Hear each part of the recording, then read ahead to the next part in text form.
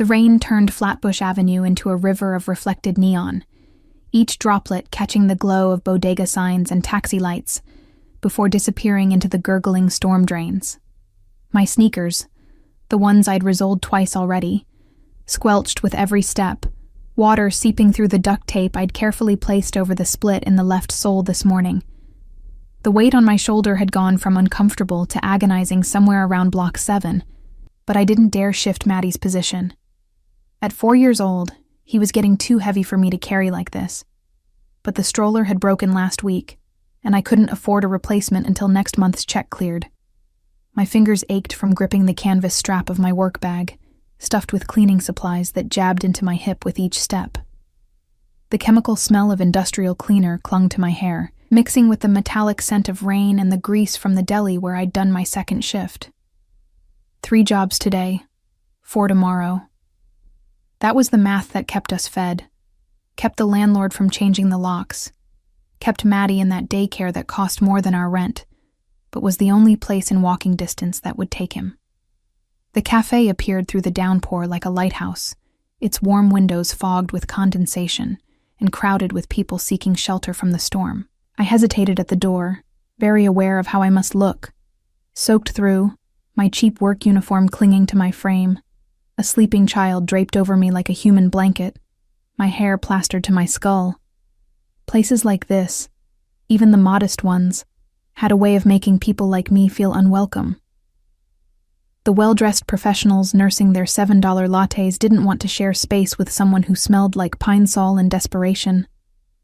But Maddie's forehead was warm against my neck, and his breathing had that congested rattle that meant his allergies were acting up again. We couldn't walk the remaining 12 blocks home in this weather. I couldn't afford for him to get sick. Not again. Not when I'd just finished paying off the last urgent care visit. I pushed through the door, and a bell chimed somewhere overhead. The warmth hit me like a wall, making my cold, numbed face tingle painfully as sensation returned. Every table was occupied, couples leaning close over shared desserts, students hunched over laptops, groups of friends laughing over something on someone's phone. The air smelled of coffee and cinnamon, vanilla, and something baking in the back. My stomach twisted with hunger I'd been ignoring since the banana I'd eaten at 6 this morning. I scanned for an empty chair, just somewhere to sit for 10 minutes, to let Maddie rest without me standing, to give my aching back a moment's reprieve. Nothing. Every seat claimed, every corner full. I was about to turn around and brave the storm again when I noticed him. He sat alone at a table near the back, positioned with his back to the wall in that way that suggested he was either paranoid or had reason to be cautious. The table was meant for 2, but he'd arranged himself so that the chair across from him remained empty, despite the crowded cafe. Everything about him radiated money and power in that quiet, understated way that the truly wealthy possessed. His suit was charcoal, perfectly tailored to broad shoulders that spoke of time spent doing something more physical than sitting behind a desk. Dark hair, styled back from a face of sharp angles and harder edges. A watch on his wrist that caught the light. Nothing flashy, but I'd worked enough wealthy apartments to recognize the subtle gleam of real platinum. He was looking at his phone, or pretending to, his expression unreadable. There was something about the stillness of him that made everyone else in the cafe seem frantic by comparison, as if he existed in a different gear than the rest of humanity. The slight silver at his temples suggested he was older than the boyish tech executives who flooded the neighborhood. Mid-30s, maybe early 40s. Old enough to have built something substantial. Old enough to know exactly how dangerous he was. I knew I should look away. Should find somewhere else, anywhere else. But Maddie's weight was making my shoulder go numb, and that empty chair called to me like salvation. Before I could talk myself out of it, my feet carried me forward. I approached the table with my heart hammering against my ribs, very aware that every eye in the cafe seemed to track my movement. The man didn't look up until I was standing right there, water dripping from my jacket onto the pristine hardwood floor. "Excuse me," I said, my voice coming out smaller than I'd intended. "Do you mind if I sit? Just for a few minutes. The storm—" He looked up then, and the words died in my throat. His eyes were gray, the color of steel, or storm clouds, or the barrel of a gun. They swept over me in a single assessing glance that took in everything: the sleeping child, the soaked clothes, the exhaustion I wore like a second skin. I waited for the dismissal, the cold refusal, the suggestion that I try somewhere else. Instead, his expression shifted into something I couldn't quite read. Not quite recognition, but something close to it. Something that made the air between us feel suddenly charged. "Sit," he said, his voice low and measured, with the faintest trace of an accent I couldn't place. Russian, maybe. Eastern European. I've waited long enough. The strange phrasing confused me, but I was too tired and too grateful to question it. I carefully lowered myself into the chair, adjusting Maddie so his head rested against my chest instead of my shoulder. He stirred slightly, making that little whimpering sound he did when his dreams turned uncomfortable, then settled again with his thumb finding its way to his mouth. I realized I was shivering, my body finally registering just how cold and wet I was. The man, I didn't even know his name, raised his hand in a subtle gesture that immediately brought a waiter to the table. Not the harried teenager who'd been juggling orders, but an older man in a crisp white shirt who appeared with the efficiency of someone responding to a summons from royalty. "Hot tea," the man said, not asking me what I wanted.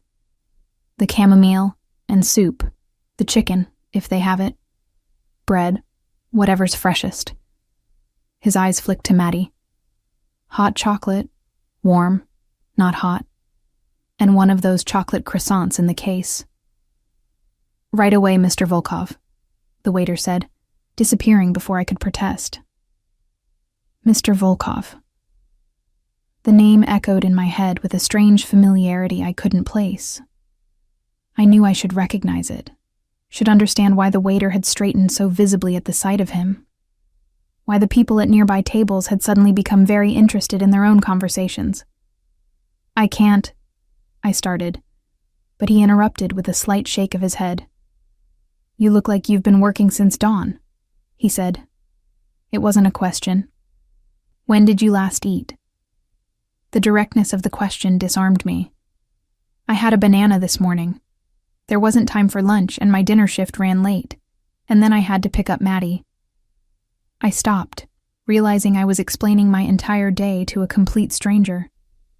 Something flickered in those gray eyes. Not pity, which I would have hated, but something darker. Something that looked almost like anger, though not directed at me. "How old is he?" Volkov asked, nodding toward Maddie.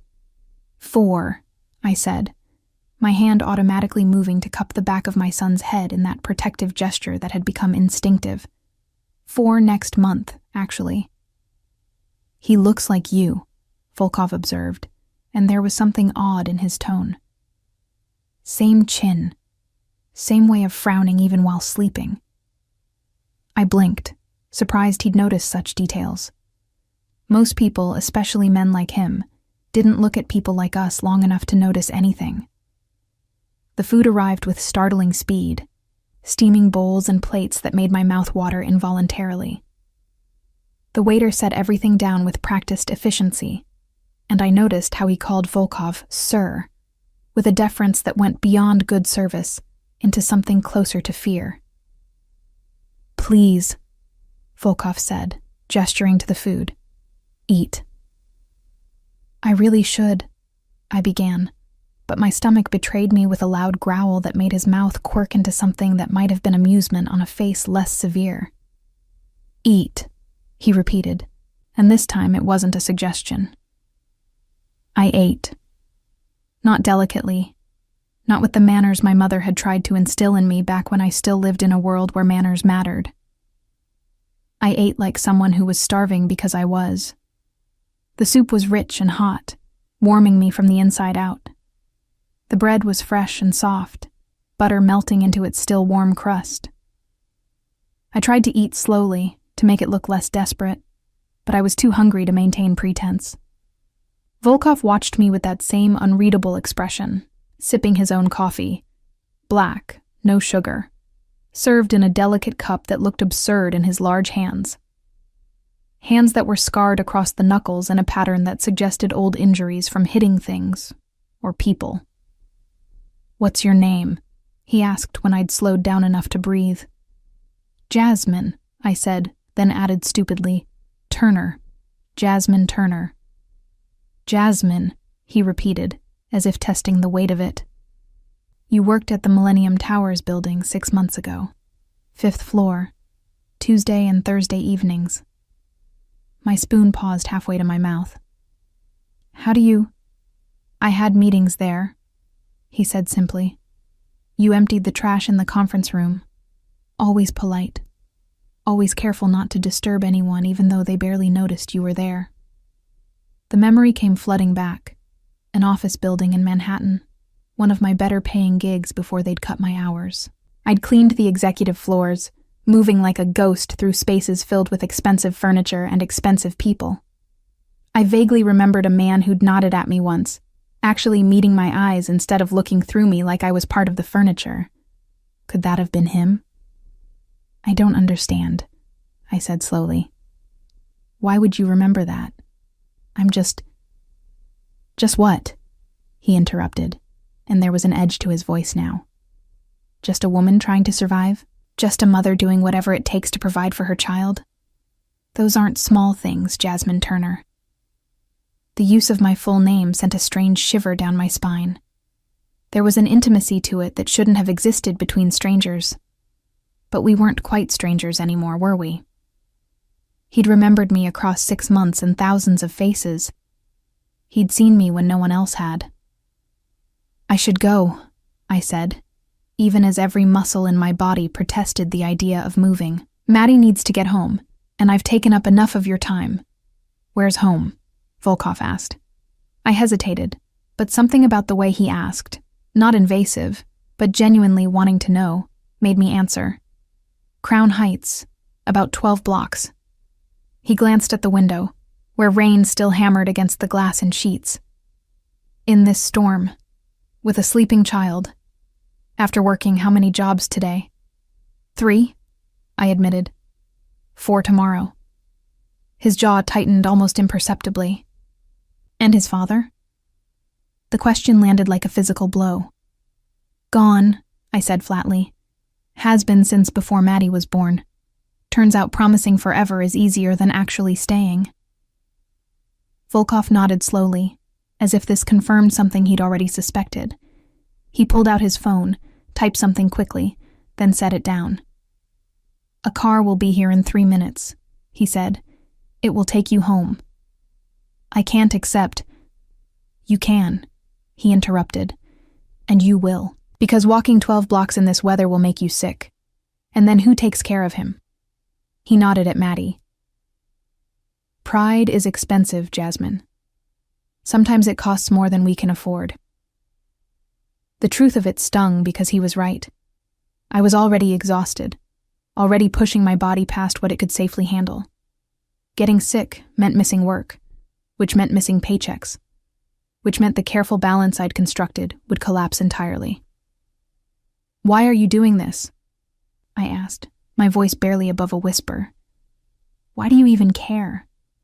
Volkov was quiet for a long moment, his gray eyes holding mine with an intensity that made it hard to breathe. When he finally spoke, his voice was so low I had to lean forward to hear it. "Because 6 months ago, in that building, you smiled at me," he said. "A real smile. Not the kind people give to someone they're afraid of or want something from. Just a smile because I held a door. Because I said thank you. Because for 30 seconds, you treated me like a human being instead of a monster." The words hung in the air between us, heavy with implications I couldn't begin to unpack. Before I could respond, his phone vibrated. He glanced at it and stood with fluid grace. "Your car is here," he said. Black SUV. The driver's name is Mikhail. He'll get you home safely. I stood too, carefully adjusting Maddie's weight. I don't know how to thank you. Don't, Volkov said. He pulled out a business card, heavy stock, simple font, and pressed it into my free hand. But if you ever need anything at all, call that number. I looked down at the card. Adrian Volkov in raised letters. No company name, no title. Just a phone number. I don't understand, I said again, looking back up at him. His expression softened almost imperceptibly, and for the first time, I saw something vulnerable beneath the dangerous exterior. Neither do I, he admitted, but I'm done pretending I don't want to. He walked me to the door, his presence somehow clearing a path through the crowded cafe. The SUV was indeed waiting, sleek and black, and completely out of place on this rain-soaked Brooklyn street.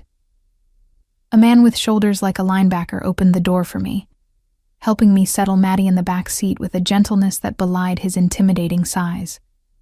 As the door closed and the car pulled away from the curb, I looked back through the rain-streaked window. Adrian Volkov stood in the doorway of the cafe, hands in his pockets, watching until we were out of sight. I didn't understand what had just happened. Didn't understand why a man like that, whatever he was, would care about someone like me. But as I held his business card in my hand and felt Maddie's warm weight against me in the leather seat of a car that cost more than I'd earn in 5 years, I knew one thing with absolute certainty: my life had just changed in ways I couldn't begin to predict. The morning after the storm, I woke to find an envelope slipped under my apartment door. No name, no return address, just thick cream-colored paper that felt expensive between my fingers. Inside was a check for exactly $2,000 and a note in precise masculine handwriting. For the things you need, not charity, investment in something that matters. My hands trembled as I stared at the numbers. More money than I'd seen in one place since before Maddie was born. The signature at the bottom was just initials, AV. But I knew exactly who it was from. Part of me wanted to tear it up, to prove I wasn't the kind of person who could be bought. But the larger part, the part that counted pennies and skipped meals, knew I couldn't afford pride. I deposited the check during my lunch break, half expecting it to bounce, to reveal itself as some kind of elaborate joke. It cleared instantly. That afternoon, I paid 3 months' rent in advance, bought Maddie new shoes that actually fit, and replaced the medication I'd been rationing because I couldn't afford refills. For the first time in months, I went to bed without that gnawing anxiety about which bill I'd have to choose not to pay. I should have known it wouldn't end there. The second envelope arrived 3 days later. This time it contained a receipt. The daycare had been paid through the end of the year. When I called them, frantic and confused, the director's voice was warm but firm. A Mr. Volkov called personally. He was very insistent that we provide young Matthew with the best care possible. The account is settled, Ms. Turner. Please don't worry. Don't worry. As if I could do anything else. I pulled out his business card 12 times that day, my thumb tracing the raised letters of his name. I should call him, I thought. Should demand he stop, should return the money, should establish boundaries. But every time I reached for my phone, Maddie would laugh at something, or I'd realize I'd slept through the night without nightmares about eviction notices, and the words wouldn't come. The third incident happened at my main cleaning job, the office building in Midtown where I'd worked the longest. My supervisor, a bitter woman named Sharon who'd made my life difficult since day one, called me into her cramped office with a face like she'd bitten into something sour. "You're being transferred," she said flatly, sliding a paper across her desk. "Corporate decision. Apparently someone requested you specifically for a private contract. Triple your current rate, better hours, full benefits." I stared at the document, my heart pounding. The contract was with Volkov Industries, a name I'd never heard before, but somehow knew belonged to him. The address was in Manhattan, one of those buildings where even the janitors probably earned more than I did now. "I don't understand," I said, which was becoming my most frequent statement. "I didn't apply for this." Sharon's lip curled. "Lucky you. Some of us work for years without getting opportunities handed to us." She shoved another paper toward me. "Sign if you're accepting. They want you to start Monday." My hand hovered over the pen. This was too much, too fast. He was reorganizing my entire life without asking, making decisions that should have been mine to make. It should have made me angry. It did make me angry. But it also made me feel something I hadn't felt in years. Seen, valued, protected. I signed the paper. That evening, I finally called the number on his card. He answered on the second ring, his voice carrying that same measured quality I remembered from the cafe. "Jasmine."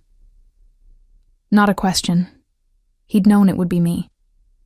"You can't keep doing this," I said, pacing the narrow strip of floor between my couch and kitchen. Matty was occupied with his blocks, building towers just to knock them down again. "The money, the daycare, the job. You can't just insert yourself into my life like this." "Can't I?" There was no arrogance in the question, just genuine curiosity. "You needed help. I provided it. What part of that is unacceptable?" "The part where I don't know you," I said, frustration bleeding into my voice. "The part where this is all happening too fast, too much. The part where I don't understand why a man like you even cares about a woman like me." Silence stretched between us for a long moment. When he spoke again, his voice was softer, almost vulnerable in a way that didn't match the dangerous man I'd met in the cafe. "Do you believe in signs, Jasmine?" The question caught me off guard. "What?" "Signs. Fate. Whatever you want to call it. I never did. Built my entire life on control, on making things happen through force of will. And then I saw you." He paused and I could hear him breathing. 3 times in 6 months. Always when you were at your worst. Always being strong for everyone but yourself. The 3rd time was that night in the cafe. And I realized I was tired of pretending I hadn't been looking for you every time I walked into a building you might be cleaning.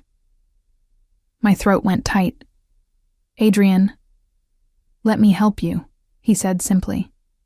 "Not because you need saving, but because I need to know you're safe. That he's safe." "Maddie," he meant. "Is that so terrible?" "I don't know," I admitted, sinking onto my second-hand couch. "I don't know what this is or what you want from me." "Have dinner with me," he said. "Tomorrow night. Let me explain properly. Let me show you I'm not the monster you're probably imagining. I have Maddie." "Bring him," Adrian interrupted. "I'm not asking you to leave him. I would never ask you to leave him." The certainty in his voice, the way he included my son without hesitation, cracked something open in my chest. "Okay," I heard myself say. "Tomorrow, but somewhere public." "Of course," I could hear the smile in his voice. "I'll send a car. 6 o'clock. He hung up before I could argue about the car. The next evening, I dressed in the nicest thing I owned.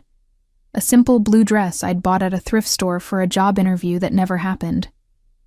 I'd washed and dried Maddie's good clothes, the ones I saved for special occasions, and tried to tame his wild curls into something presentable. He was excited about the fancy dinner, bouncing around the apartment, asking if there would be French fries. The SUV arrived precisely at 6. Mikhail, the same driver from before, greeted me with a respectful nod and helped me get Maddie into the car seat that was already installed in the back. A car seat. Adrian had thought of a car seat. We drove to a restaurant in Brooklyn Heights, the kind of place with white tablecloths and menus without prices. Adrian was waiting at a private table in the back, and when he saw Maddie, his entire demeanor shifted. He knelt down to my son's level, offering his hand with a formality that made me want to laugh and cry at the same time. "You must be Matthew," he said seriously. "I'm Adrian. It's very nice to meet you." Maddie, who was usually shy around strangers, studied Adrian with the intense focus children sometimes possess. Then he placed his small hand in Adrian's much larger one and shook it solemnly. "You can call me Maddie. Only my mom calls me Matthew when I'm in trouble." Adrian's mouth twitched into something close to a smile. "Then Maddie it is." The dinner was surreal in its normalcy. Adrian had somehow arranged for the kitchen to make chicken fingers and French fries for Maddie, served on the same fine china as our more sophisticated meals. He asked my son about his favorite colors, his favorite games, what he wanted to be when he grew up. He listened to 4-year-old logic with the same attention I imagined he gave to business negotiations, and he watched me. Not in a way that made me uncomfortable, but with an intensity that suggested he was memorizing everything. The way I cut Maddie's food into careful pieces, how I wiped his mouth with my napkin, the automatic way I moved his water glass further from the edge of the table. "You're a good mother," Adrian said quietly when Maddie was distracted by the dessert menu, sounding out words he was just learning to read. "I try," I said, something defensive in my tone. "It's not always pretty and we don't have much, but he's happy. He's healthy. That's what matters." "He's more than that," Adrian said. "He's loved. Really loved. Not the conditional kind that evaporates when things get difficult.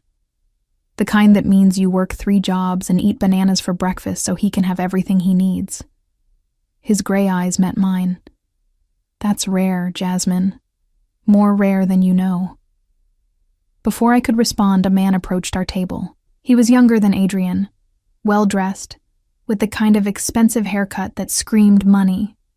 His eyes swept over me and Maddie with casual dismissal before focusing on Adrian. "Volkov," he said, not bothering with a greeting. "Didn't expect to see you in a place like this. With—" He trailed off, the implication clear.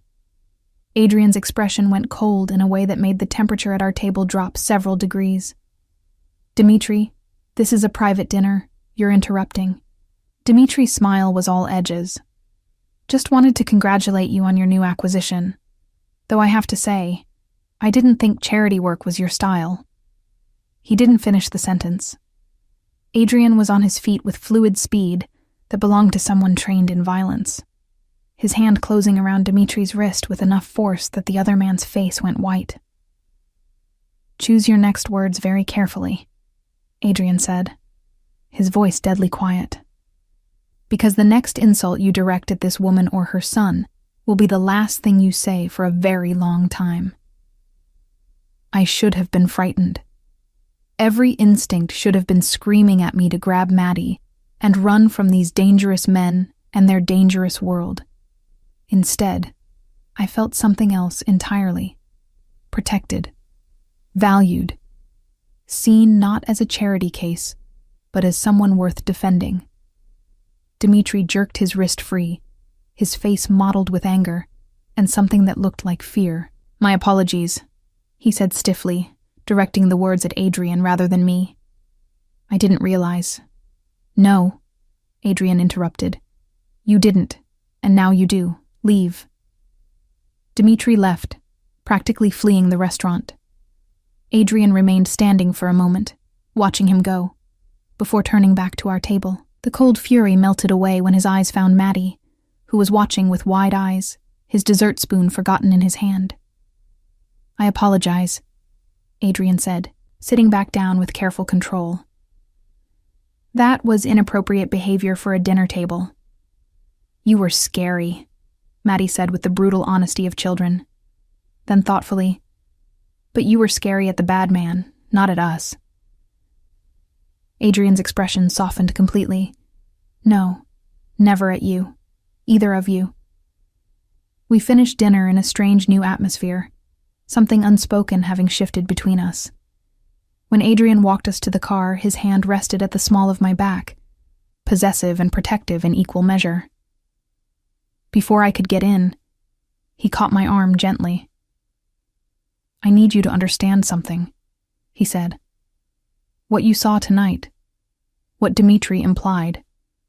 People in my world will try to use you to get to me. Will try to hurt you to hurt me. I can protect you, Jasmine. I can protect him." His eyes went to Maddie, already drowsy in his car seat. "But only if you let me." "What exactly is your world?" I asked, though I was starting to understand. The deference, the fear, the way he'd threatened Dmitri with such casual menace. "Nothing you need to be part of," he said. "Just know that it's mine to control, and I control it absolutely. No one touches what belongs to me." The possessiveness should have alarmed me. Instead, it ignited something warm and dangerous in my chest. "I don't belong to you, Adrian." His smile was slight but genuine. "Not yet," he agreed. "But you will, because I see how you look at me when you think I'm not watching. I see how you relax when I'm near, how you let yourself breathe for the first time in years. You're exhausted from carrying the world alone, Jasmine. Let me help you carry it." I couldn't answer. Didn't know how to explain that he terrified and comforted me in equal measure, that I was already half in love with the way he looked at my son, that I was betraying every survival instinct I had by wanting to say yes. "Think about it," he said, pressing a kiss to my forehead that felt like a brand. "I'll wait. I'm patient when it comes to things that matter." As the car pulled away, I watched through the back window as Adrian stood on the sidewalk, hands in his pockets, watching us disappear into the Brooklyn night. Maddie was already asleep, his head lolling against the car seat, completely trusting in a way I wasn't sure I could be. But I was starting to want to be. Starting to imagine what it might feel like to let someone else be strong for a while, to accept protection without shame, to believe that maybe, impossibly, a man like Adrian Volkov could want someone like me for reasons that had nothing to do with pity and everything to do with something deeper. My phone buzzed with a text from an unknown number. "Sleep well, Jasmine. You're safe now. You'll always be safe." I saved the number under his name and fell asleep holding my phone, with dreams that didn't feature eviction notices or empty refrigerators for the first time in years. 3 weeks passed in a strange new rhythm. I started my job at Volkov Industries, a position that was ostensibly administrative, but felt more like Adrian ensuring I had stability without the physical demands of cleaning. The office was pristine, the hours reasonable, and my co-workers treated me with a respect I wasn't accustomed to receiving. It should have felt like charity, but Adrian had structured it so carefully that it simply felt like belonging. He called every evening, sometimes just to ask how Maddie's day had been, other times to tell me about some business complication, in that careful way that shared his life without exposing me to danger. We had dinner twice more, once with Maddie, once just the two of us when my neighbor Mrs. Chen offered to babysit. That second dinner was when I started to understand the scope of what I was stepping into. The restaurant was French and exclusive, the kind of place where Adrian was greeted by name and given the best table without asking. He'd worn a dark suit that probably cost more than my monthly rent, and I'd worn a dress he'd sent to my apartment.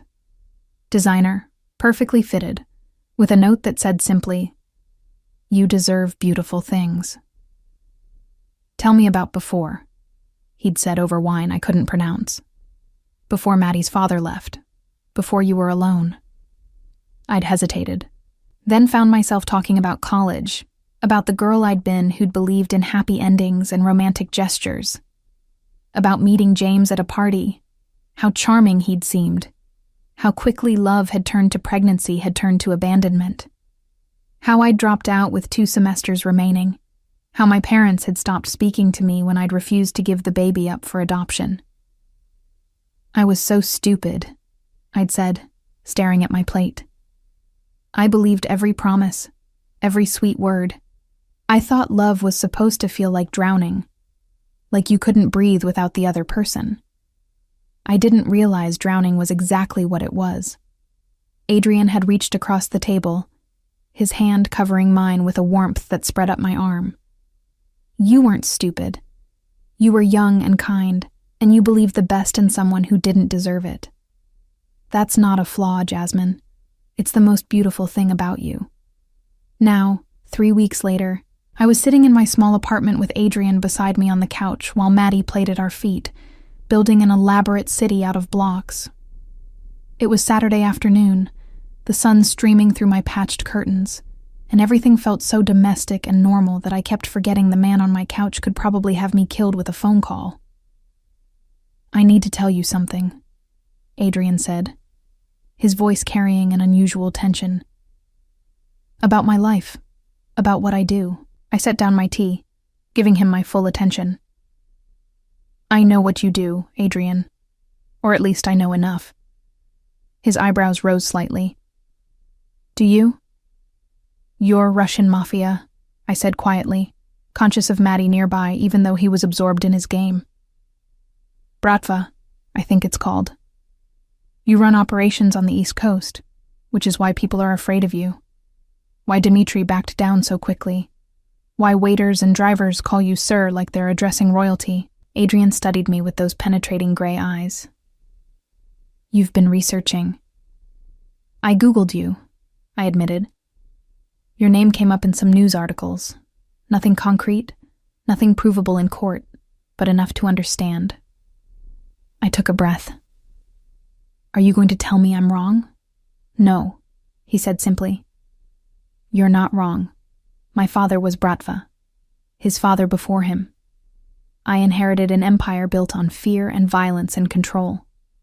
I've tried to legitimize parts of it, the businesses, the properties. But the foundation is still there, still dark. Have you killed people? I asked, needing to know. His jaw tightened. Yes. The simple honesty of it should have sent me running. Instead, I found myself asking, did they deserve it? Something flickered in his expression. Surprise, maybe, or relief that I was asking the right questions. They were trying to kill me first, or they had hurt innocents, women, children. I don't pretend to be a good man, Jasmine, but I have a code. Lines I don't cross. I looked at Maddie, happily stacking blocks, completely innocent in his world of simple joys. Is he in danger? Because of you? He's safer because of me, Adrian said firmly. Do you know how many enemies you accumulate when you have nothing? Landlords who take advantage, employers who exploit, men who see a woman alone and think she's easy prey. You've been vulnerable your entire life, Jasmine. You just didn't have anyone powerful enough to do anything about it. And now I do, I said slowly. Now you do, he confirmed. But I need you to understand what that means. It means people will know you're under my protection. It means some will respect that, and others will test it. It means your life changes in ways you can't predict. I was quiet for a long moment, processing. Then, why me? Really, truly, why me? Adrian reached out, tucking a strand of hair behind my ear with a gentleness that belied his dangerous reputation. Do you know what it's like to live in a world where everything is a transaction? Where loyalty is bought, fear is currency, and genuine emotion is weakness? I've lived that way my entire life. And then I saw you smile at me in that hallway. And it wasn't because you wanted something or because you were afraid. It was just kindness. Real kindness from someone who had no reason to spare it. His hand moved to cup my face, his thumb brushing my cheekbone. I couldn't stop thinking about you. About that smile. About how someone so clearly struggling could still have enough light in her to be kind to a stranger. And then I saw you again. At different buildings, always working, always tired, always alone. I started asking questions. Found out about Maddie, about his father leaving, about how hard you were fighting just to survive. You stalked me, I said, but there was no heat in it. "I protected you," he corrected. "From a distance at first. Made sure certain landlords who were harassing you for additional payments suddenly lost interest. Made sure the manager who was shorting your paychecks found other employment. Small things that you never knew about." "That's not small," I said, my voice catching. "That's everything I wanted to give you but couldn't without revealing myself," he finished. "And then the storm happened. And you walked into that cafe, and I knew I was done waiting. Done pretending I didn't want you in my life in every possible way." Maddie chose that moment to bring over his block tower, carefully balanced and wobbling. "Look, I made a building like the ones we see in the car." Adrian's attention immediately shifted to my son, his expression softening in that way that always made my heart ache. "That's very impressive, Maddie. You have a good eye for architecture." What's architecture?" Maddie asked, attempting the big word. "It's the art of designing buildings," Adrian explained. "Making them strong and beautiful at the same time. Like your tower, it's tall, but you made sure the base is wide enough to hold it up. That's smart." Maddie beamed with pride, then carefully set the tower on the coffee table before climbing onto Adrian's lap, with the casual confidence of a child who already trusted completely. Adrian's arms came around him automatically, protective and natural, and I felt something in my chest crack wide open. This was what I'd never let myself imagine. A partner who saw my son not as baggage, but as a person worth knowing. A man who could be deadly to his enemies, but gentle with a 4-year-old's block tower. Someone who made me feel like I could finally stop running, stop fighting, stop surviving moment to moment. "I'm scared," I admitted quietly. Adrian's eyes met mine over Maddie's head. "Of me? Of what happens if this doesn't work," I said. "Of what happens if I let myself believe in this, and then it falls apart. I can't survive being abandoned again, Adrian. And I can't let Maddie learn that the adults in his life are temporary." "Then it's fortunate," Adrian said, his voice carrying absolute certainty, "that I don't abandon what's mine. I don't fail at the things that matter. And you, Jasmine Turner, you and this brave little boy, you matter more than anything else in my life." Maddie, sensing the seriousness of the conversation, tilted his head back to look at Adrian. "Are you going to be my dad?" he asked with heartbreaking directness. Adrian looked at me, a question in his eyes. I couldn't speak, could only nod through the tears that were suddenly blurring my vision. "Yes," Adrian said, his voice thick with emotion. "If you'll let me. If your mom will let me." "Okay," Maddie said simply, then snuggled against Adrian's chest with complete trust. "Can I call you Papa? Tyler at daycare has a papa and he says it's special." Adrian's arms tightened around him, and when he looked at me again, his eyes were bright with something I'd never expected to see there. Tears. "You can call me Papa," he said, his voice breaking slightly on the word. I moved closer, and Adrian's free arm pulled me against him, creating a tight circle of 3. We sat like that while the afternoon light shifted, and Maddie dozed against Adrian's chest, his small hand fisting in Adrian's expensive shirt. "I need ground rules," I said eventually, my head on Adrian's shoulder. "Things I need you to promise." "Anything," he said immediately. "Maddie's safety comes first. Always. If there's ever a threat because of your business, you tell me immediately. No protecting me from difficult truths." "Agreed." "I want to keep working. Not because we need the money anymore, but because I need to maintain my independence. I need to know I could survive on my own if I had to." "Understood." His hand was stroking my hair now, soothing and possessive at once. "Though I hope you'll come to trust that you'll never have to survive alone again." "And Maddie and I stay in this apartment," I continued. "At least for now." I know it's small and shabby compared to what you probably have, but it's ours. It's where we built our life together. I'm not ready to give that up yet." Adrian was quiet for a moment. "What if I could give you something better? Not my place. I understand that would be too much too fast. But somewhere safe.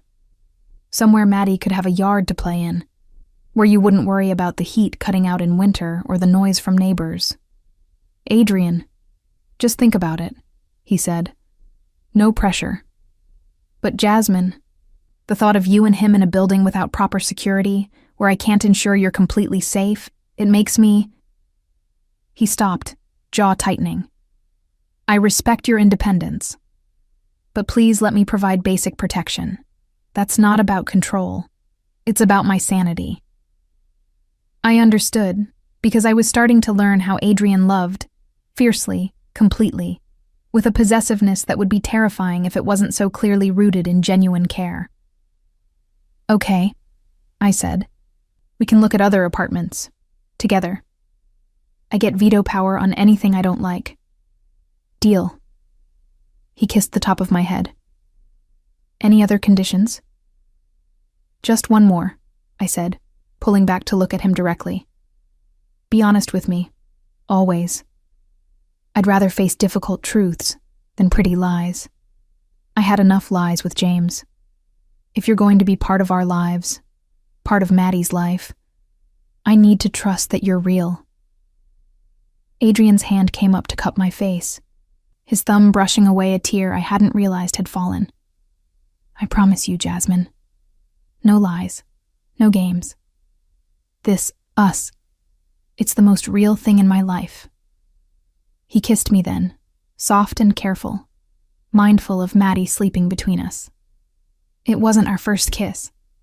That had happened after our second dinner, a brief press of lips that had left me wanting more.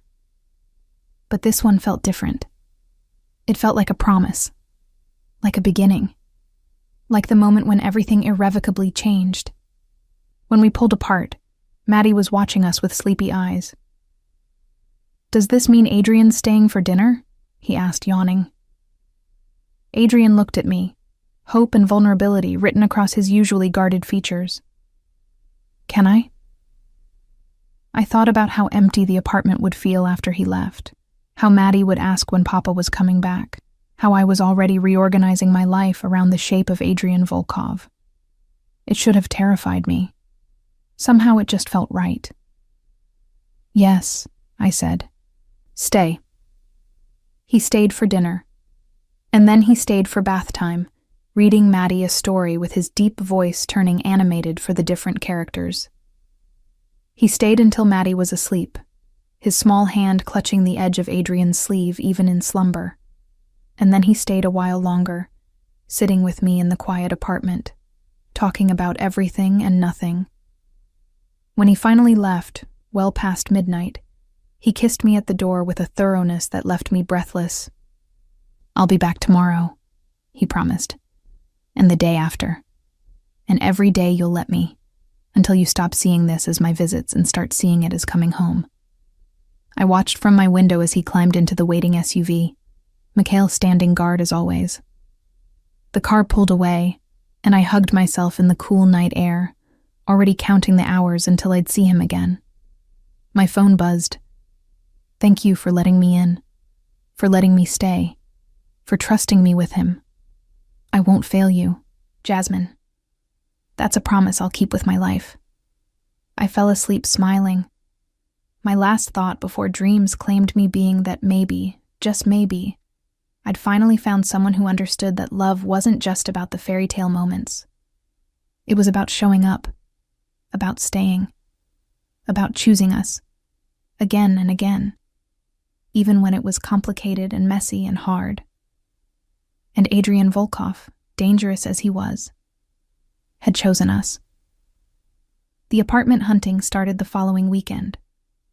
True to his word, Adrian let me take the lead, but his presence was felt in every building we visited. Doormen straightened when they saw him. Landlords suddenly had units available that weren't on the market. Property managers who'd looked at my application with skepticism in the past now fell over themselves to approve me. "This is too much," I said as we toured the 5th apartment of the day, a beautiful 2-bedroom in Park Slope with hardwood floors and a small balcony. Maddie was running from room to room, delighted by the space after our cramped studio. "Adrian, this place costs more per month than I make. Good thing you're not paying for it alone then," he said, watching Maddie with that soft expression he wore whenever he looked at my son. "And before you argue about independence, consider this. I own the building. You'd be paying rent to me anyway. I'd just prefer you do it while living somewhere safe and comfortable rather than somewhere the heat doesn't work." I wanted to argue, but he'd cornered me neatly. "You own this building." "I own 17 buildings in Brooklyn," he said mildly. "This is one of the nicer ones. Good schools nearby, park across the street. Mrs. Chen from your current building lives 3 floors down. I already asked if she'd be willing to continue helping with Maddie sometimes." My eyes went wide. "You asked Mrs. Chen to move?" "I offered her a better apartment at a reduced rate in exchange for being nearby if you needed her," he corrected. "She was enthusiastic about the idea. Said something about watching you struggle alone for too long and being glad someone finally had sense enough to help." I sank onto the window seat, overwhelmed. "You've thought of everything." Adrian joined me, his thigh pressing against mine in the small space. "I'm Russian, Mishka. We're thorough by nature."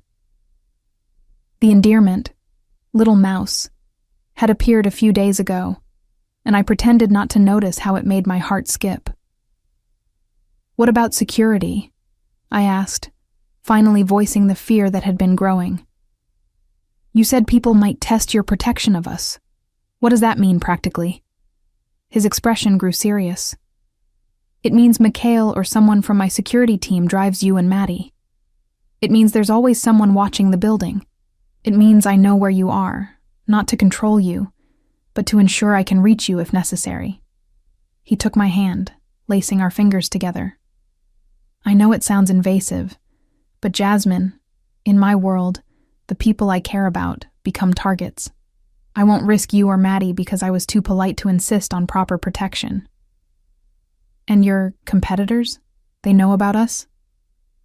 "They know I've claimed you," Adrian said bluntly. "Word travels fast. Most will respect that, the ones who don't." His jaw tightened. "I'll handle them before they become your problem." Maddie burst into the room then, his face flushed with excitement. "Mama! There's a room just for me, with a window that looks at the park. Can we live here? Please." I looked at my son's eager face, at Adrian's carefully neutral expression that couldn't quite hide the hope beneath it, at the beautiful apartment that represented safety and stability and everything I'd been fighting for. Pride suddenly seemed like a very expensive luxury. "Okay," I said. "We'll take it." Adrian's smile was like sunrise, transforming his usually stern features into something younger, lighter. Maddie cheered and threw himself at me, then at Adrian, who caught him with the practiced ease of someone who was rapidly getting used to small bodies launching themselves unexpectedly. "Can I decorate my own room?" Maddie asked Adrian, who'd somehow become the authority on all important decisions in the past few weeks. "Absolutely," Adrian said. "We'll go shopping tomorrow. You can pick out whatever you like." We moved in 2 weeks later. I'd expected Adrian to hire movers to pack up our old apartment, but instead he showed up in jeans and a t-shirt, the first time I'd seen him in casual clothes, and helped me pack every box personally. He handled Maddie's toys with care, wrapped dishes with surprising skill, and carried boxes down 4 flights of stairs without complaint. "You don't have to do this," I said, watching him carefully pack away the few photos I had of Maddie as a baby. "You could have sent people." "I want to do this," he replied. "I want to know everything about your life, including the parts you've built alone." "Besides," he added, holding up a chipped mug I'd kept despite its flaws, "I like seeing what you've held on to. What matters enough to move to the new place." The new apartment transformed with our belongings. Adrian had arranged for furniture to be delivered, Good, solid pieces that would last. Nothing too expensive, but worlds better than the second-hand items I'd accumulated. Maddie's room was painted the blue he'd chosen, with clouds on the ceiling that glowed in the dark. My room had a proper bed, a real mattress that didn't sag, curtains that actually blocked light. It felt like a home within days. Adrian was there for all of it, and then he started staying later. First for dinner, then to help with Maddie's bedtime routine, then just to sit with me on the couch and talk about our days. He'd shed his suit jacket and loosen his tie, looking almost domestic if you ignored the gun I'd glimpsed once when he reached for something on a high shelf. "Does it bother you?" he asked one evening, noticing where my eyes had gone, knowing I'm armed. "I thought it would," I admitted, "but knowing you're capable of protecting us, that you could if something happened. It's strangely comforting." He pulled me against his side, and I went willingly, curling into his warmth. This had become our evening routine. Maddie asleep, the two of us tangled together on the couch, talking or watching television or sometimes just existing in comfortable silence.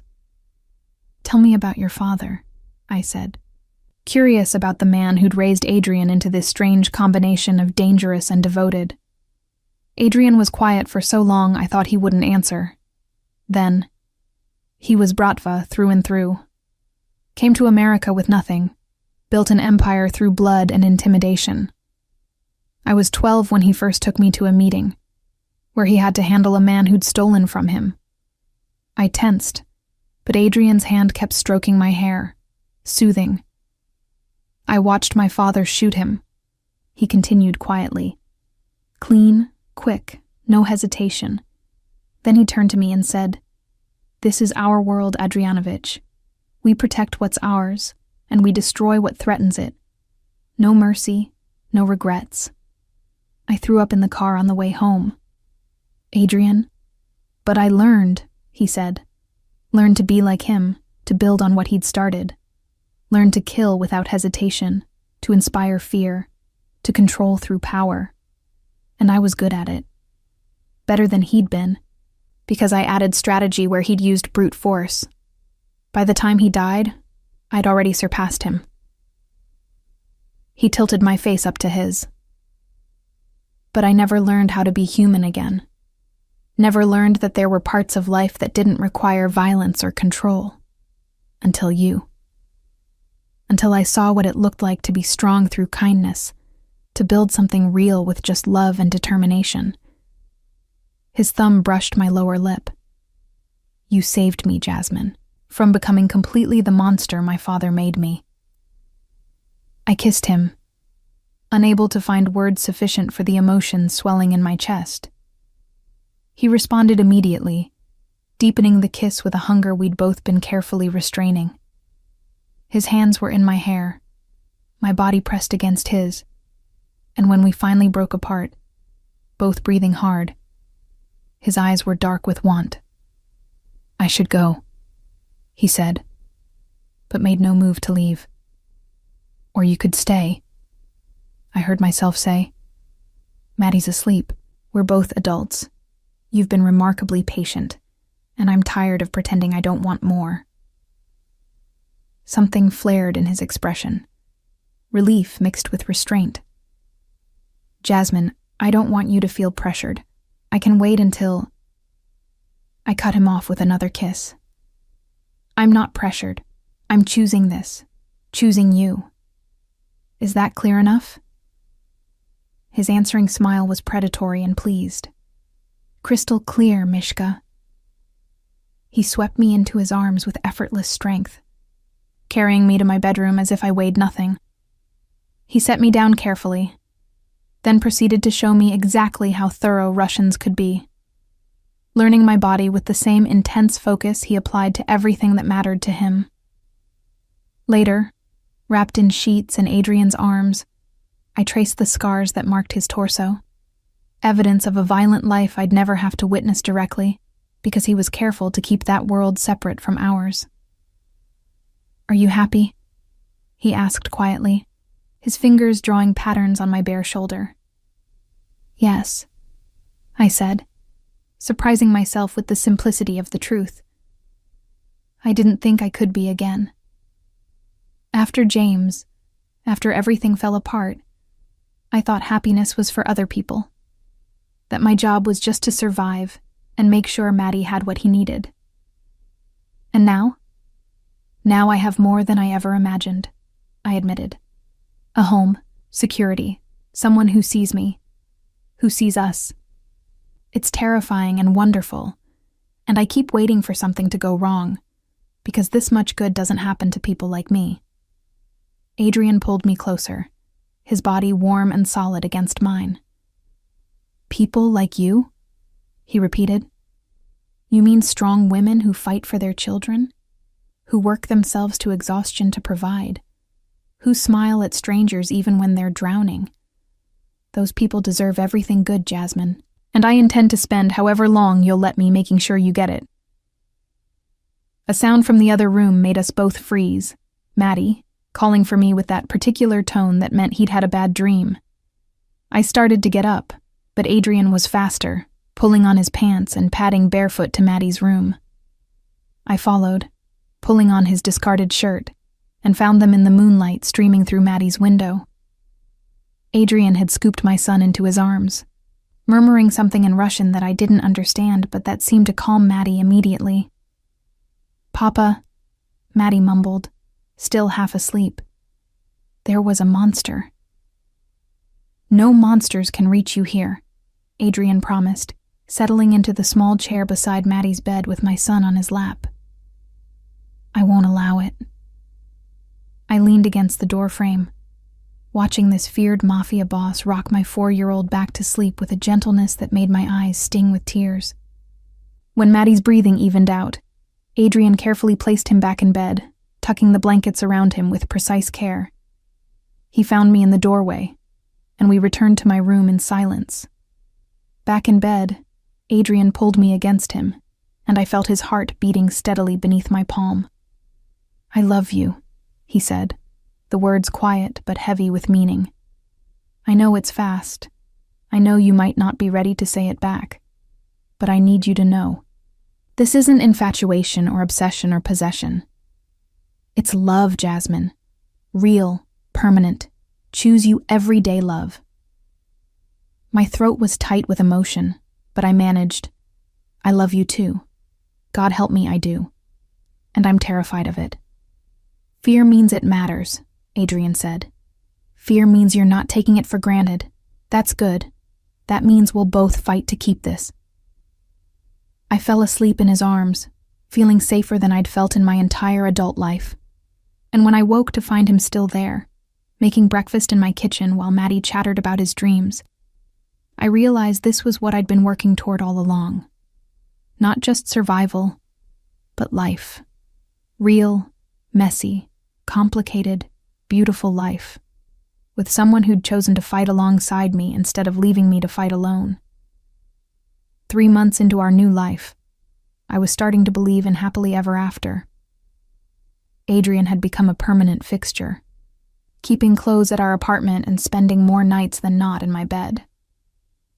Maddie had adjusted with the easy acceptance of children, calling Adrian Papa without hesitation, and saving his best artwork for when Adrian came home from work. Home. That's what it had become. Not just my place or our place, but home for all 3 of us.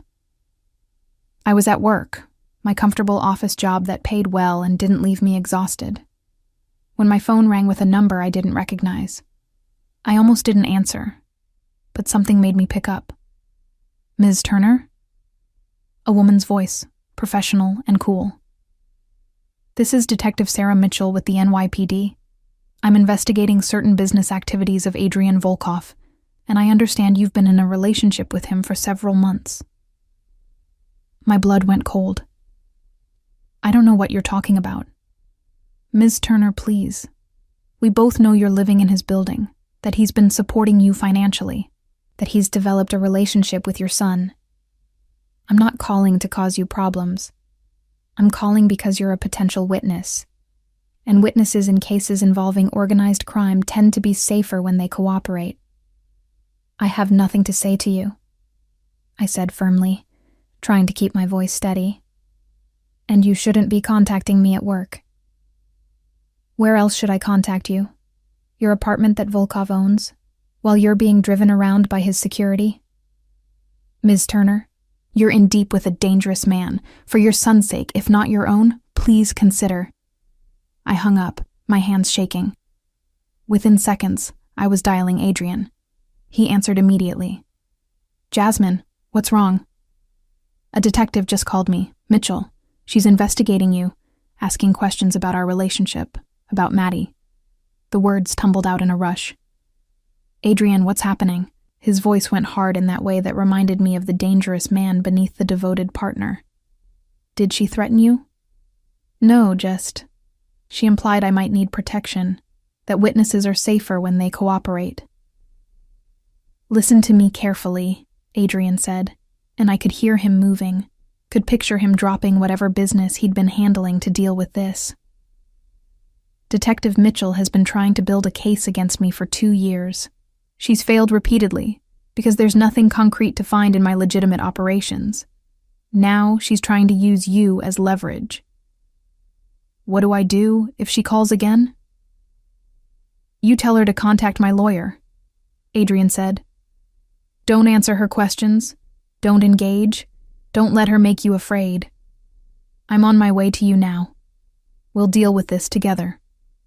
He arrived within 20 minutes, Mikhail and 2 other security personnel with him. My co-workers suddenly found reasons to be very interested in their computer screens, as Adrian strode through the office like he owned it, which, I realized with a start, he probably did. In the small conference room, he pulled me into his arms immediately. Are you all right? Scared, I admitted. Adrian, she knows about Maddie, about us. What if... Nothing is going to happen, he said firmly. Mitchell is frustrated because she can't touch me through legal channels, so she's trying to shake you up, hoping you'll say something she can use. But there's nothing to use, Jasmine. My business dealings are legitimate, complicated perhaps, and sometimes ruthless, but legal. And the other parts? I asked quietly. The parts that aren't in official records? His jaw tightened. Are completely separated from you. Mitchell has nothing because there is nothing connecting you to anything questionable. You're an employee in my real estate company, living in one of my buildings. That's all any investigation would show. But I could see the worry beneath his calm exterior. This bothered him more than he wanted to admit. Over the following weeks, the pressure intensified. Detective Mitchell seemed to materialize everywhere. At Maddie's daycare, asking questions about Adrian's involvement. At my work again, despite the lawyer's cease and desist letter. Even once at the grocery store, approaching me with that same professional smile. He's not who you think he is, Ms. Turner, she said, blocking my cart in the produce section. Men like Volkov, they don't change. They just get better at hiding what they are. And women like you, I replied, surprising myself with the steel in my voice. Don't care who you hurt as long as you make your case. Adrian has been nothing but good to me and my son. If you have actual evidence of wrongdoing, arrest him. Otherwise, stop harassing his family. His family. The words were out before I'd consciously thought them, but they felt right. That's what we'd become. Mitchell's expression hardened. You're making a mistake. When this goes wrong, and it will, don't say you weren't warned. But the thing that worried me most wasn't the detective. It was the text I received from an unknown number a week later. Pretty boy you've got there. Be a shame if something happened at that fancy daycare. I called Adrian immediately, my hands shaking so badly I could barely hold the phone. Mikhail is picking up Maddie now, Adrian said after I'd read him the message, his voice deadly calm. Pack a bag. You're both staying at my place until we've identified the threat. Adrian, who would... Likely someone trying to get to me through you, he said. The Kozlov family has been pushing into territory they know is mine. This is their way of testing whether you're truly under my protection or just a passing interest. The casual way he discussed threats against my son made me want to scream. This is exactly what I was afraid of. Maddie being in danger because of your world. Maddie is in danger because I haven't made my position clear enough, Adrian interrupted, something cold and frightening in his voice. That ends today. His place turned out to be a penthouse in Manhattan, all sleek lines and expensive security. There were guards at every entrance, cameras covering every angle, and a panic room that Adrian showed me with clinical precision. This is insane, I said, looking at the reinforced walls and supplies. Adrian, this is how you live? Constantly prepared for attack? Yes, he said simply, but you don't have to. This is temporary, just until I've made certain. Clarifications. Maddie took it all as an adventure, delighted by the big windows and the view of the city. He didn't understand the danger, and I was grateful for his innocence, even as it made me more desperate to protect it. That night, after Maddie was asleep in one of the guest rooms, I found Adrian in his study, speaking rapid Russian into his phone. His expression when he saw me was carefully neutral, but I'd learned to read the tension in his shoulders. What are you going to do? I asked when he'd ended the call. Handle it, he said. The Kozlovs will receive a clear message that you and Maddie are not to be touched, threatened, or mentioned. They'll understand that doing so would be unwise. Handle it how? I pressed. Adrian, I need to know. Are you going to hurt people because of this? Kill someone. He was quiet for a long moment. If necessary. The honest answer should have horrified me. Instead, I felt something darker, a savage satisfaction that he would go to such lengths to protect us. What did it say about me that I could accept this violence as long as it kept Maddie safe? I'm not a good person, I said quietly. I should be telling you not to, should be appalled by all of this. But all I can think is that I'm glad you have the power to protect him, to protect us. What does that make me? Adrian crossed to me, tilting my face up to his. It makes you a mother. It makes you human. And it makes you mine, because you understand what I am and accept it anyway. He kissed me with bruising intensity, and I responded with equal fervor, channeling all my fear and anger and desperate love into the connection between us. We ended up on the leather couch in his study, our coupling fierce and almost violent, an affirmation that we were both still here, still fighting, still together. The situation resolved itself within 3 days. I didn't ask for details, but the threatening texts stopped. Detective Mitchell suddenly backed off, citing lack of evidence, and the daycare director mentioned that some concerns about security had been addressed, resulting in significant upgrades to their systems. We returned to our apartment, but something had changed. Adrian was more cautious, more controlling about schedules and security. Mikhail was a permanent fixture now, driving Maddie and me everywhere. There were always guards nearby, men I'd learned to recognize even when they tried to blend into crowds. I feel like I'm suffocating, I admitted to Adrian one evening. I know it's necessary, I know it's for our safety, but Adrian, I can't live like this long term. Maddie can't grow up with armed guards following him to the park. He pulled me into his arms, and I felt the tension in his body. I know. I'm working on it. The Kozlovs have been dealt with. Their organization is falling apart. Once that's complete, once everyone understands that you're untouchable, I can ease back on security. How long? I asked. Soon, he promised. I swear to you, Jasmine, this isn't forever, just until the danger passes.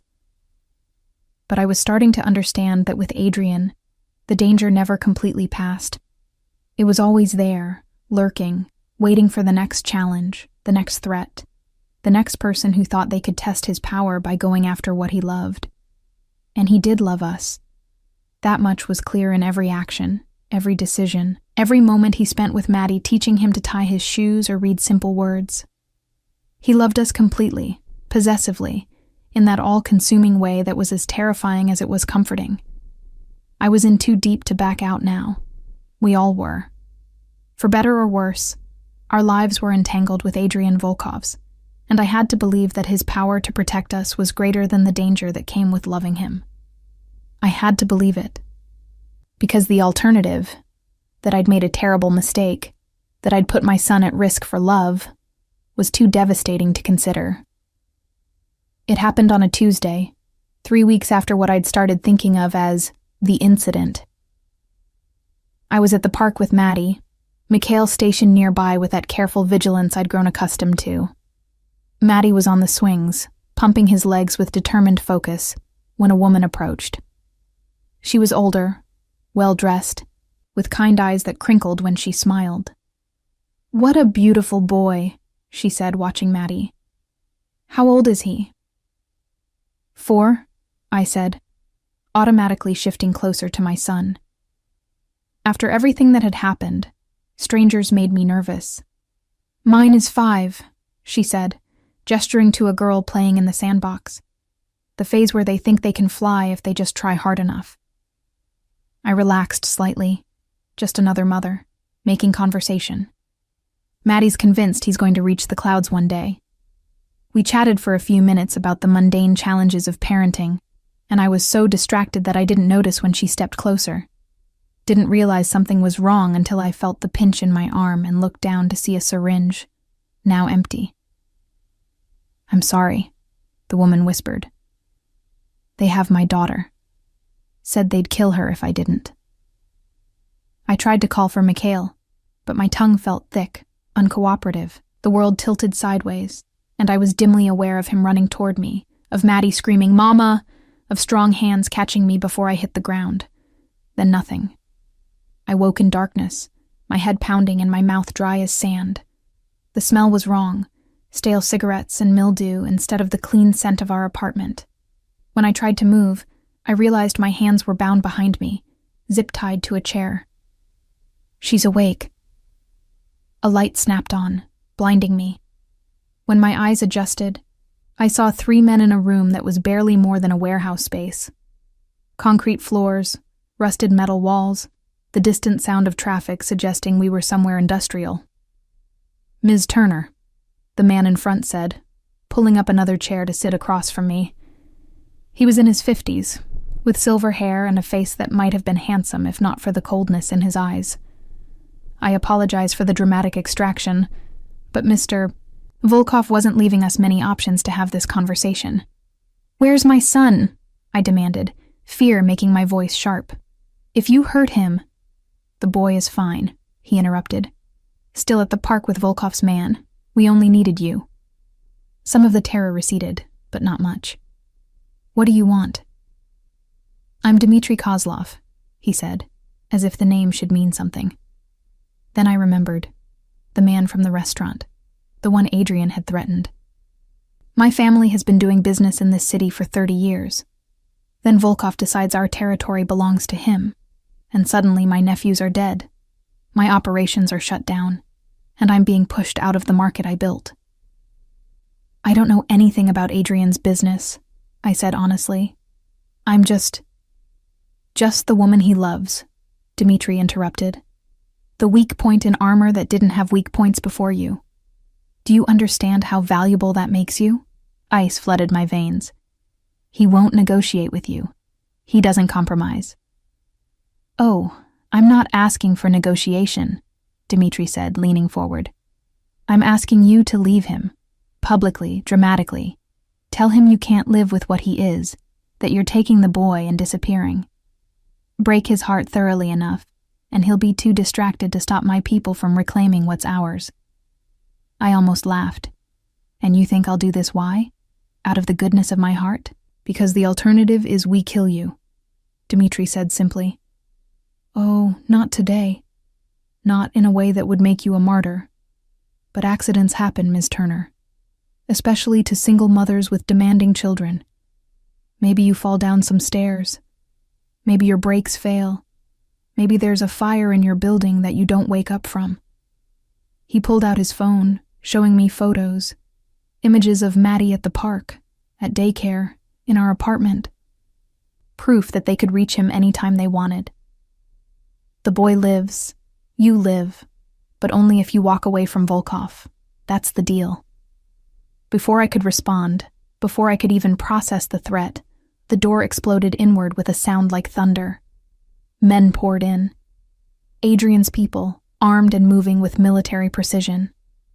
The Kozlov men tried to fight, but it was over in seconds, ending with them face down on the concrete while Adrian strode through the chaos like an avenging angel. He looked terrifying in that moment, face set in lines of pure fury, eyes cold as winter. Every inch the dangerous man I'd always known lurked beneath the devoted partner. He went straight for Dmitri, hauling him up by his collar with one hand. "You touched what's mine," Adrian said, his voice barely above a whisper but somehow more frightening than a shout. "You threatened my family." "Adrian," my voice came out as a croak. "I'm okay. Please." His eyes flicked to me, and something in his expression cracked. He dropped Dmitri, who slumped to the ground gasping, and crossed to me in 3 long strides. His hands were gentle as they cut through my restraints, careful not to hurt me even in his fury. "Did they hurt you?" he demanded, checking me over with frantic thoroughness. "Mishka, tell me where you're hurt." "I'm not," I said, falling into his arms the moment I was free. "Just scared. They threatened Maddie, showed me pictures." "I know." His arms tightened around me. "Mikhail told me everything. I've had people tracking them since they took you." He pressed his face into my hair, and I felt him trembling.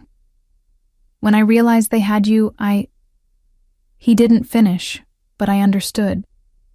I'd seen what his world looked like without control. This was what happened when something truly threatened what Adrian Volkov loved." He turned back to Dmitri, his expression freezing back into that terrifying calm. "You have one chance to walk away from this city alive. Take it." "You don't own everything," Dmitri spat. "There are other families, other organizations. Someone will eventually—" "No one," Adrian interrupted, his voice carrying absolute authority. "Because after today, everyone will know exactly what happens to people who threaten my family. You're going to serve as that lesson, Dmitri. A very thorough, very visible lesson." I should have looked away from what happened next, but I didn't. I watched as Adrian methodically destroyed the man who'd threatened my son, using words and power rather than physical violence, but no less devastating. Within minutes, Dmitri Kozlov's remaining operations were being seized, his accounts frozen, his people choosing Adrian's side over their former boss. By the time we left that warehouse, Dmitri was broken in every way that mattered, and the entire city knew that Jasmine Turner and her son were under the absolute protection of Adrian Volkov. Untouchable. Sacred. Adrian kept me close on the drive back, his arms wrapped around me, his face buried in my hair. "I'm sorry," he said, over and over. "I should have protected you better. Should have seen this coming." "You found me," I said, holding him just as tightly. "That's what matters." Maddie was waiting at Adrian's penthouse, being watched by 6 security personnel who'd spoiled him with treats and games to distract from his fear. When he saw me, he launched himself into my arms with a sob. "Mama, the bad people took you." "But Papa brought her back," Adrian said, kneeling beside us. "And the bad people will never bother us again. I promise."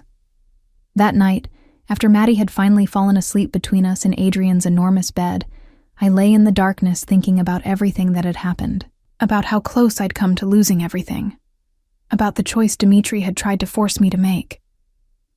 "I wouldn't have done it," I said quietly. "Even if you hadn't come. Even if they'd threatened worse. I wouldn't have left you." Adrian's hand found mine in the darkness. "I know. But the fact that they tried, that they thought they could use you against me, I can't allow that vulnerability to exist. What are you saying? He turned to face me, his expression serious even in the dim light. Marry me. Not someday, not when things settle down. Now. This week. Make it official, legal, permanent. I want every person in my world to understand that you're not just under my protection. You're my wife, my family, completely and irrevocably mine. My breath caught. Adrian. I love you, he interrupted. I love Maddie.